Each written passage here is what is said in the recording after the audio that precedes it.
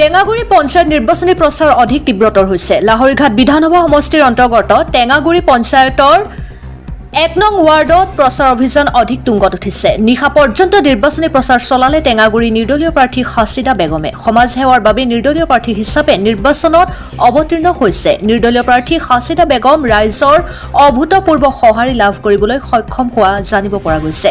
আজি টেঙাগুৰি গাঁৱত পঞ্চায়তৰ ৰাইজৰ উপস্থিতিত হাছিদা বেগমে প্ৰচাৰ চলাই লগতে প্ৰচাৰ চলাই টেঙাগুৰি গণ্যমান্য লোকসকলে লগত ভোটাৰ ৰাইজ ওলাই আহে। Bureau report Arunodoy Assam. আমি সমাগত পঞ্চায়ত নিৰ্বাচনত টেঙাগুৰি গাঁও পঞ্চায়তৰ ১ নং ৱাৰ্ডৰ মোৰ লগত বহি থকা হাছিদা বেগম এই ১ নং ৱাৰ্ডৰ প্ৰাৰ্থী। তেওঁৰ কাৰণে আজি আমি পদযাত্ৰা ৰেলী ওলাইছিলোঁ। পদযাত্ৰা কৰি ৰাইজৰ বিপুল সঁহাৰি পাইছোঁ।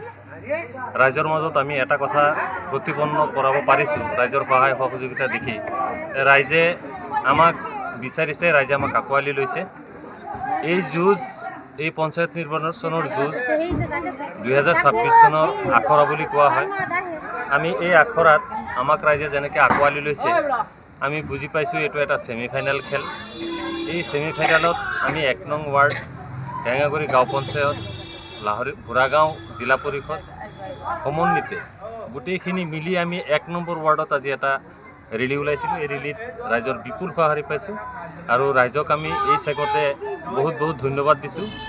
ৰাইজ গণতন্ত্ৰ ৰক্ষাৰ যুঁজত স্বাধীনতাৰ পিছত যি ভাৰতবৰ্ষত যি পৰিস্থিতিয়ে দেখা দিছে, এই ভাৰতৰ স্বাধীনতাৰ প্ৰতি ভাবুকি অহা, সংবিধানৰ প্ৰতি ভাবুকি অহা পৰিপ্ৰেক্ষিতত আমাৰ ৰাইজ ওলাই আহিছে, মাৰবান্ধি ওলাই আহিছে।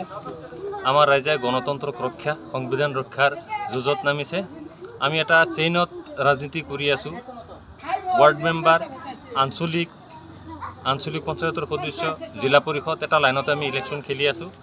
আৰু আমি নিশ্চিত যে এইবাৰ ভোৰাগাঁও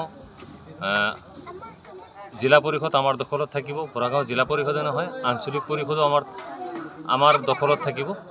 গতিকে সমূহ ৰাইজক এই চেগতে কৃতজ্ঞতা জ্ঞাপন কৰিছোঁ আৰু তেওঁলোকৰ ইমান প্ৰখৰ উদ্যত, যিমান কষ্ট কৰি আমাৰ লগত এই ৰেলীত সহযোগ কৰিছে, তেওঁলোকৰ প্ৰতি আমি সদায় হৈ থাকিম।